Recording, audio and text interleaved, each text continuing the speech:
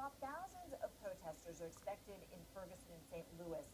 Considering the violent protests that occurred a day ago, is their message getting lost? Yes, their message is getting completely and totally lost. When you burn down a Qdoba and you throw rocks in neighbors and you beat up police cars, your message of police violence is totally and completely lost. And while there are, I'd say, what, 200, 300 people here, this is an infinitesimal number of people here in St. Louis who are going to come down here this weekend for a Blues game, for the Cardinal playoff games, for a Rams game Monday night. These guys, their message is, they're doing a disservice to their message. So, but what is the message then? What is it that they want to say? Well, that's a very good question. They say don't shoot, right? But yet a few days ago, you had a teenager shoot 3 times at a police officer. The police officer might have been killed if the gun didn't jam.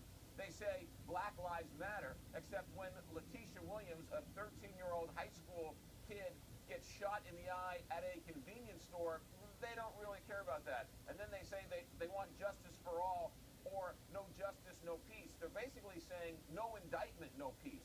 So they're basically saying we will riot if this police officer does not get indicted. I don't know what they want. Look, and I've spoken to a number of lawyers down there, and they're not convinced that the officer will actually be indicted because of the circumstances of how this all went down.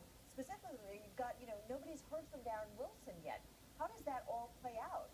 If, in fact, the grand jury says we simply can't, and it doesn't matter who the DA is, it doesn't matter who the prosecutor is, if the grand jury doesn't have enough evidence. Look, this crowd out here has already indicted, convicted, and want Officer Wilson executed.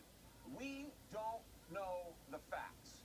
We don't know what happened. Only a few people in St. Louis County, as part of the grand jury, know the facts. When the facts come out, let's digest the facts and let's, like civilized people, figure out the best way to go about it. Maybe it was a good shooting, maybe it was a bad shooting, we don't know. Look, in this day and age, the reason why this is all happening is because there is no leadership. We don't have a mayor, we don't have a county executive, we don't have a governor, we have no leadership out here. We have rioting, we have looting, no leadership out here. Everybody wants to be the next Al Sharpton. Nobody wants to be the next Martin Luther King Jr. Do you think, very quickly, there's a lot of distrust of the police officers? Do you think that has been resolved in any sort of way? Have steps been made to maybe improve that even minimally? Well, we do know that Ferguson wrote off all of their warrants. We know the city of St. Louis wrote off all of their warrants. I think we're trying. I think the story of police violence and or police brutality is a real issue.